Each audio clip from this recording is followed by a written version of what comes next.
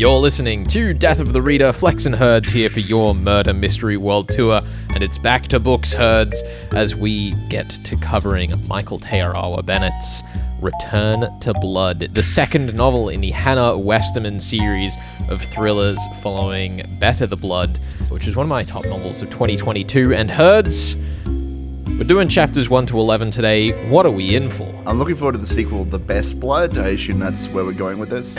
We're in for a fun Maori trip to the past under the sand dunes. Our protagonist, Hannah, who is an ex-cop, she wants nothing to do with the force. She's been pulled back into the life of investigating murders, as you might imagine. And we're investigating the death of a couple of gals. One who died, I think, 4 years ago. Her skeleton has been found underneath the sand dunes. That's Kiri, by the way. And the other being Paige. And it's suspected their murders may be co-linked currently. So yeah, we're investigating that. So Michael Arawa Bennett, for those of you who have not heard of him, is best known as a screenwriter and director in New Zealand who made waves for his book In Dark Places, which was responsible for the overturning of the conviction of a Maori man for a murder that he'd been in prison for. And after that won the 2017 Naomash Crime Writing Award, he turned to writing crime fiction. I really loved Return to Blood, which was a very front foot crime story about how far people will go to return order after years of injustice. And then this book sort of returns to the same characters 6 months after that first book, where they're still dealing with the aftershocks of Better the Blood. And as you say, Hannah, the protagonist, finds a body in the sands in her local town that echoes a murder that happened when she was in school. Technically, her daughter Addison finds the body. Yes. Which may or may not have certain, let's say, spiritual implications throughout the book. But it's sort of this really awkward, now that we've found this body, we're embroiled in the mystery now, we have to solve it. We're like morally obligated. Yeah, because it's also this thing where she's moved back to the small town where her father, Eru, still lives and is having to figure out how to juggle her years and years of police training and instinct with her professional restrictions from doing anything now that she's retired from the force. There's a lot of characters in the book that are thinking about retirement or have retired or are coping with the strain of the job. Basically, obviously, there's Stan, who's the sidekick from the previous novel who lost his leg when a car blew up.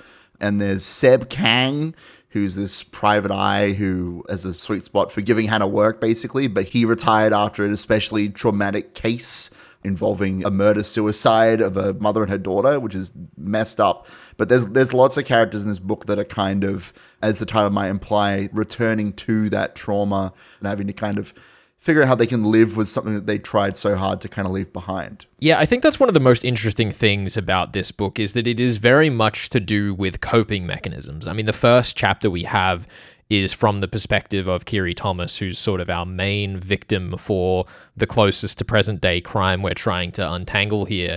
And so much of the soliloquies that she has from beyond the grave are to do with how she coped with years of trauma from like being an orphan and getting into drugs and finding herself again, but then losing it because of a betrayal. As you say, like Hannah and Seb have their own trauma associated with their work in the police. Jay, who is Hannah's ex, is dealing with the fallout of his marriage because he cheated on his wife, and he like invites Hannah to marriage counseling in one of the chapters here, which we haven't actually seen that yet, but I presume is going to be one of the chapters we come up with.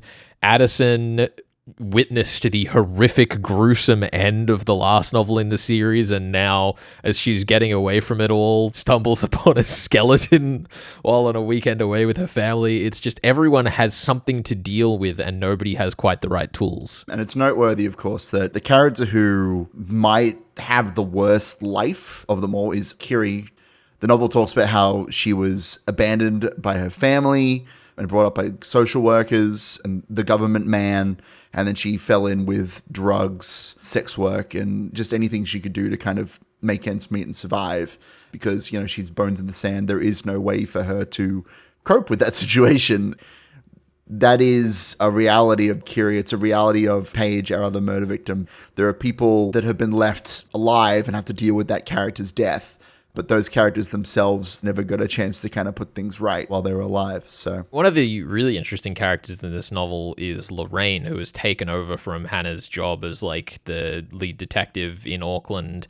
And she is in charge of this gym with writing on the walls that say, "Blood makes you tough," that she's been using as basically a program to set kids like Kiri and her ex Dax and her best friend Trish straight. And Kiri is the one kid she couldn't save, and now she's on the case investigating how, what feels to her like a failure died. And there's this really nice subtext to the story where even though Hannah is constantly thinking, oh yeah, Lorraine won't investigate this because it's a waste of police resources and they can't listen to civilians and my tips are really thin on the ground, Lorraine takes it all really seriously because she's clearly trying to set right what she couldn't back then. I like Lorraine a lot because she's, as you say, she's running the gym and they've got that saying of blood makes you tough, suffering makes you stronger. That sort of, there's different interpretations you could take with that, but she clearly believes in pain pushing you towards success. That's the idea that she's trying to drill into these kids.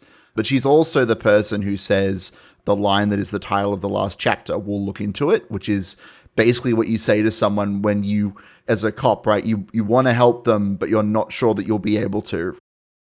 Of Lorraine also so far is kind of that she will. Like Hannah feels like she won't, but there's this strong sense, as I say, that Lorraine is like taking things further than she normally would because of her guilt with it. I like that she's kind of in two minds about that, of like wanting to go far, but also as a professional kind of having to say the cop line, because this is very much a story about like what the police can and can't do in a case like this. The other thematic there is that there's all of these communities in the book. We have Hannah has now been cut off from the police, which has basically been her like whole life. But there are lots of characters who, when she shows up at the police station, want to help her and call her Sarge, even though she's cut off. Yeah, well, that's exactly it, right? And it's the same thing with Kiri, where she's talking about how like isolated she was, but then all of her little soliloquies, we find out more and more about the support network that she had. We have Jay, who's being cut off from his marriage, but we still find out that he's getting to work on it. Seb, who's still in touch with his old police contacts, working as a PI. Addison, who's sort of becoming isolated from her partner, but definitely not lover plus one. They're just living together as best friends. That's all it is. Yeah. Mm-hmm. Yeah. The biggest outlier is John Gordon Weeks, who's a character that we haven't really found a ton out about. We've basically only just been introduced to him by the people who used to be his landlords, who had like one friend in the world who got sent to prison, and now he's found his own space that I presume the police are about to have to come and invade to chase this case up. Have to chase him down, wrangle him to the floor, and take all of his stuff, I assume is how that goes. We'll have to see sort of how the investigation unfolds, because from what's in this novel, there's a lot of violence. There's the cars exploding, legs getting ripped off. Like, when I was getting into it, I was like, the level of violence described in the finale of the previous book doesn't feel like the vibe. Like, skeletons in the sands, that's a PG-rated trick. You make them skeletons so you don't have to show any blood or guts or anything. So I think one of the interesting things with Return to Blood, if I had one big complaint so far, it's that it spoils a lot of Better the Blood. I was wondering about that. Is that what the spear is about? Yes. To put it lightly? Yeah, okay. The thing is in some respects that doesn't matter, because Michael's writing isn't something that depends a lot on the suspense of who might have done things or why might things have happened. The question he probes most for in the conventional world of mystery that we operate in is how far things will go. This is not the sort of crime writing where it's like, oh, who possibly could have committed the crime? Odds are the fact that we've been introduced to Gordon Weeks in these last couple of chapters probably means he did the crimes. The question is like how far things will go to set things right or stop things from happening, or how far people will go to do the right thing, making things worse. What horrible things will people do, but also why do they do those things? How do we get to that point, right? Justifying it in a way that is understandable at the very least. I do think that the amount of detail that Michael goes into about the previous book in the series does let out some of the tension of how far things will go in search of Utu balance, which is sort of the theme of the previous book, is like, how do modern people interpret traditional Maori ideas of setting things straight? That's a big understatement and an intentional vagueness on the previous book, but it is interesting the way that it deals with it in this book, but I also think extremely valuable because people are coping with a lot of trauma, and a lot of that trauma would understandably come from the horrible things that happened in Bennett the Blood. I feel like the sort of Maori touch, based on what you've said there, I feel like it's a lighter touch in this novel, because we're not drilling deep into Utu specifically, or any, as far as I can tell, any specific Maori concept, but it does paint the canvas, so to speak. Like, after, we discover the first death, we have a wake, effectively. I mean, the first chapter is the gods of Auckland, and it's all about the way in which Kiri sort of identified people as gods, or what might constitute a god, which I think is really cool.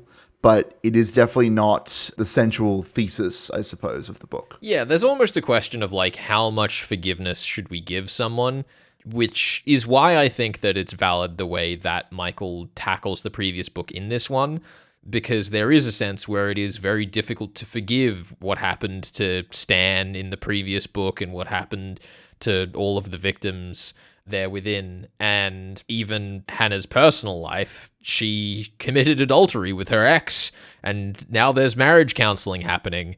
And I think that idea of what forgiveness can there be is really interesting, especially because one of the strong, like, B plots we have in this story is Hannah trying to teach the son of her cousin Eyes how to drive. And Eyes was one of the characters in the previous book who Hannah had mentioned had, like, singled her out most for being unwelcome in her home community because she had joined the cops and forsaken being Maori. I guess we'll have to see how Hannah is able to sort of straddle that line of being both faithful to her community and to ironclad justice.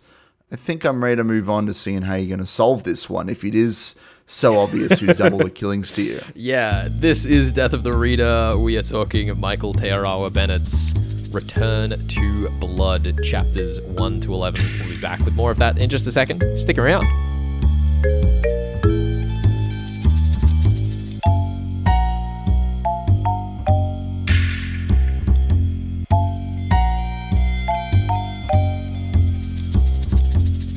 You're listening to Death of the Reader, Flex here for your Murder Mystery World Tour, and I am delighted to be joined again by Margaret Hickey, author of The Creeper. We've spoken previously on the show about her Mark Aridi series, but this, Margaret, kicks off Sally White's career in your pages.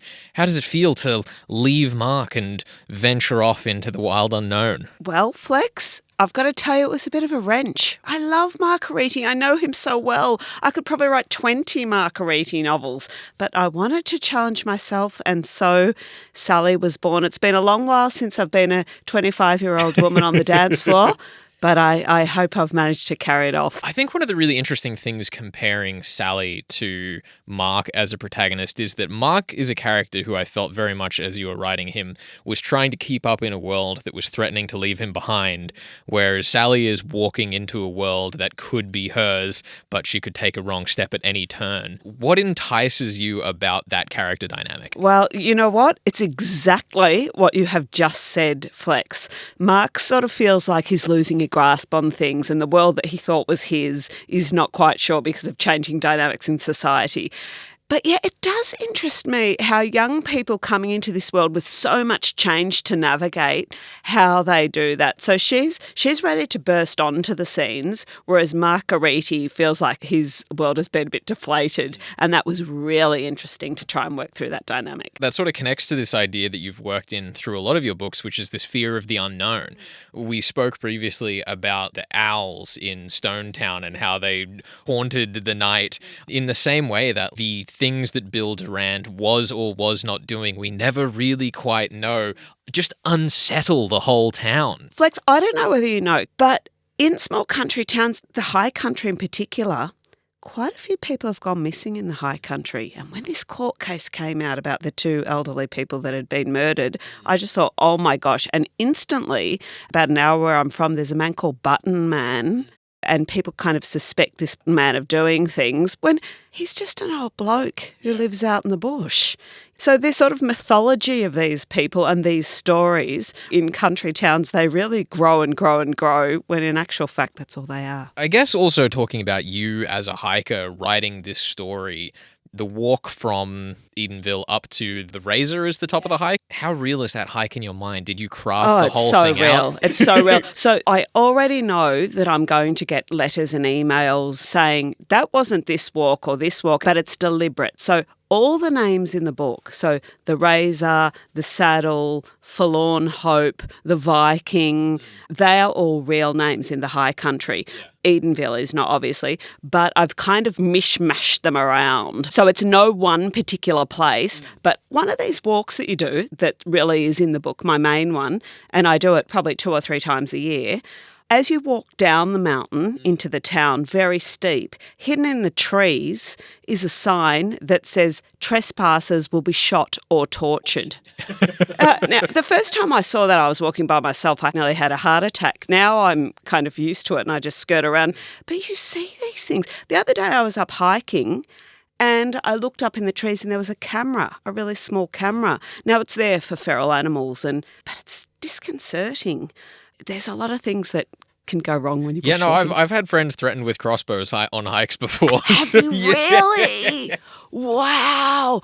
That would be really spooky. But quite a few times, I've been walking and a bloke in camo has just walked out and that's a bit scary. Yeah. But, they're usually just deer hunters or they're just scouting around or stalking. Well, that's what the term for it, stalking for deer. But it is a bit unsettling. It's a very convenient double entendre for a crime writer. It's so convenient. Stalking. Oh, it's great. Yeah, I loved it. I guess, for writing crime in places like that, can you go back walking there knowing what you've done in those places? Yeah, well, I do. Yes, so I go walking all the time. I walk every day in the bush near my home, but I do scare myself in the bush. I do. All the time I do. But I love it. The love that I have for it overrides that. One of the things that is always so stunning about your writing is that landscape, the way that we detail, I think, parts of Australia that almost aren't crimey enough is one of the things that I love particularly about your writing is with Broken Bay and with this book, they're both almost not grisly enough for a crime novel. Yeah, they're not very grisly, are they? I can't write grizzle. I appreciate grizzle, but I can't.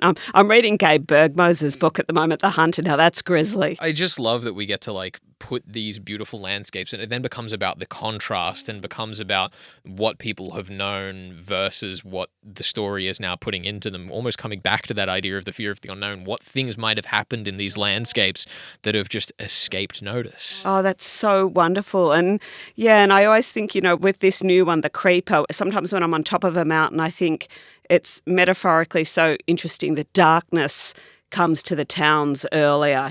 What does it mean to be in darkness before other people when some are in light, some are in darkness? So there's just so many metaphorical gifts in the Australian landscape. The other question is then, of course, that we've set up a big change in her character. Is that the foothold for you for the next Sally story, or do we not know yet? The one that I'm writing at the moment is not Sally, but it's still in that world, Flex. I'm conscious of the fact that it's the same world and I can bring them back at any time because I can think of 3 more stories with Sally, 20 more with Mark, and the character that I'm writing at the moment I really like too. Yeah, no, I think that'll be really, really exciting. I guess, Margaret, thank you so much for joining us here on Death of the Reader to talk about The Creeper. Thank you, Flex. It's an absolute joy. Thank you so much. Your questions are always the best. Thank you. This is Death of the Reader, your murder mystery world tour. We'll be back with more in just a second. Stick around. You're on 2SER 107.3. You're listening to Death of the Reader. Flex and Herds here for your murder mystery world tour. We are here discussing Michael Te Arawa Bennett's Return to Blood, chapters 1 to 11. Now, Herds, I'm really interested in this book because, as I mentioned in the first part of the show today, based on my experience with Better the Blood, my immediate presumption is that Gordon Weeks, who's the character that we've just been introduced to because we went and visited the old caravan park that he used to live in poverty in, not far from Hannah's hometown. You know, we've seen it abandoned. We've heard that he used to watch horrible, violent movies in it. We mentioned a singular loose floorboard, which sounds like secrets were buried under there.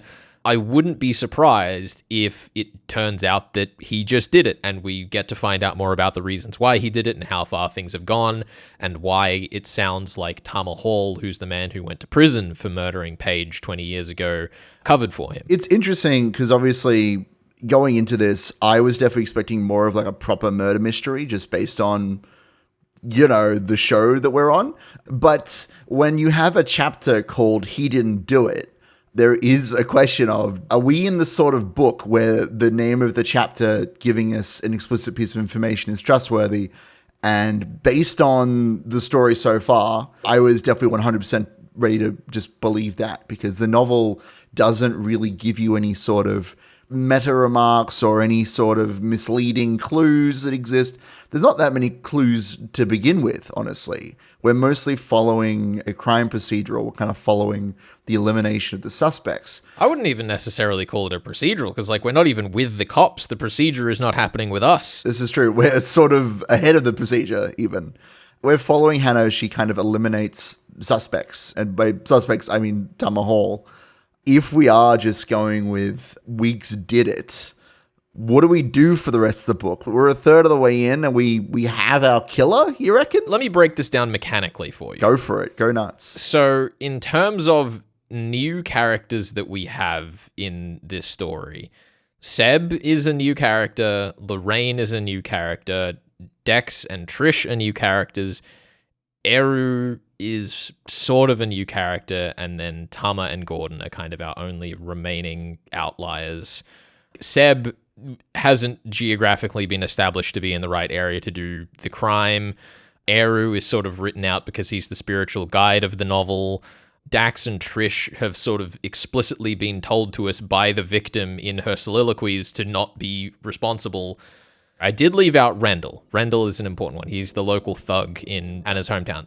So we're down to like basically 3 or 4 main suspects just based on the mechanics of storytelling, which is Lorraine, Gordon Weeks, Rendell, and Timothy, Hannah's nephew. Those mechanics being that it is much more likely, I'm not going to say certainly, but it is much more likely to be a new character rather than a recurring one, and characters that have no case of existing near the crime when it happened, we're ruling out. Those are the 2 kind of main things you're leaning on there. Yeah, so I'm thinning things down in a really clinical way there, not really looking at how the story is framing them. And I think the thing that's interesting is that the main angle, as we've been talking about, is that this story seems to be about how people are coping with their trauma. And one of the things that was mentioned about Tama Hall is that he would get Gordon Weeks out of his caravan, away from his movies, and would seem take him away from the darkness. So to my mind, the main doubt that Gordon Weeks is the killer of Kiri Thomas is that we find his caravan, his dark place, the hub of his trauma, abandoned. The idea, in the same way that Hannah has moved back to her home and is reconnecting with the spirituality of her family, is like inverted in Weeks leaving his place of darkness. We also see Addison sort of like traumatized by finding the body, and she is in Hannah's old apartment from the previous book where Hannah had to go through all of this horrible stuff. The main reason we have to doubt Gordon Weeks is that he isn't in his place of trauma. And that, to my mind, thins us down to looking at Rendell, who's sort of the local thug, which seems like an easy scapegoat because he's not so much a character as he is the trauma that Timothy is probably going through. Like, he's been texting and stressed and not able to join in on things, distancing himself from his family. So, like, my lead suspect at the moment is probably Timothy under Rendell's guidance. But at the same time, I also wouldn't be surprised if we find Gordon Weeks in a horrible new situation, watching a whole bunch of different horrible movies, and he hasn't been able to move on. Like, that thematic could kind of toss us either way. It sounds like you're leaning towards those two characters as your two theories, but like, normally we do a who, how, and why. I think I'm mostly interested in the why of this story. Do you think you have a theory why any of these characters would want to kill Paige and Kiri? If it's Gordon Weeks, I think that's definitely tenuous, because it seems like he's killed before because he has substantial mental health issues and Tamahal was trying to help him get out of that. But, like, why do it again? We don't really have anything to establish that. Timothy, I think, is plausible because Tama as a character is framed as, from Eru, Hannah's dad, as being, like, ex-gang, and maybe there's this idea that the hazing rituals, the blooding of new gang members, like Tama would have gone through, is also happening to Timothy, and that maybe he's been forced into this world of crime where him being made to kill Kiri is now like being held over his head as manipulation from the gang that he may have fallen in with. Better by blood, as they say. Yeah, but I do want to say I have one outlier theory that I'm probably not going to commit as my main thing this week, but it's that Kiri is found in the same location as Paige was 20 years ago. And the only character who mentions knowing that that happened is Lorraine. And Lorraine is still in the same gym that she grew up in. So it doesn't entirely make sense to me that she would have done it, but also I can see the puzzle pieces being laid if she did. So I think for this week, I'm probably going to say that Timothy is our criminal and that he's being like ostracized from his family by Rendell and his crew, who have trapped him by getting him to kill Kiri Thomas. But there's a lot of detail missing there, like why a girl from Auckland when they're a gang in a small town? Why is Timothy like agitated and seemingly getting into things now if this happened 4 years ago? There's a lot of gaps there, but I think that based on like the mechanics of the story and the theming of like isolation and responsibility to the power holders in your life, it makes sense that he's either the culprit or on his way to being made into a future one. I like all that reasoning. That's all very fun. It's exciting to watch you kind of look at the story from a mostly mechanical perspective.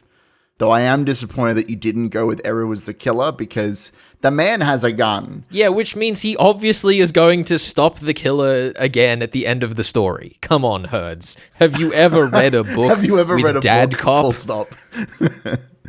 Yeah, look, I just say, he says, look, I don't shoot no people, I don't shoot no animals. I'm telling you, let Dad be the murderer. Let it happen. If the culprit ends up being a spaghetti mascot, Eru has trained for this day. Because they shoot cans of spaghetti. That's the joke, friends. Okay. I remembered him shooting cans. I didn't remember there were cans of spaghetti, so I'm glad you qualified.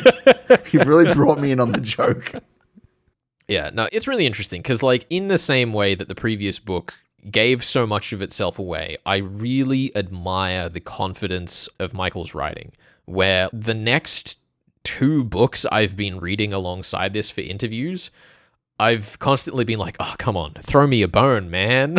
Because Michael gives so much to you as an audience because there's this aura of confidence that he can write a story that will live up to the amount of effective spoilers he would be giving you in a normal crime fiction book. And I think that it's really impressive how consistent that style of writing is and how good he is at it. Look, I'm definitely enjoying my time so far. I guess it'll be fun to see how you find the next stretch of the novel, because, you know, it can only get crazier from here. I believe you thoroughly. We are reading Michael Te Arawa Bennett's Return to Blood, the sequel to Better the Blood. And so far, highly recommend both of them. Chapters 1 to 11 this week, Herds. But what next? 12 to where? We'll be covering chapters 12 to 23. I'm looking forward to it. We will catch you next week on Death of the Reader with more Michael Bennett. Until then, this is your Murder Mystery World Tour on 2SER 107.3.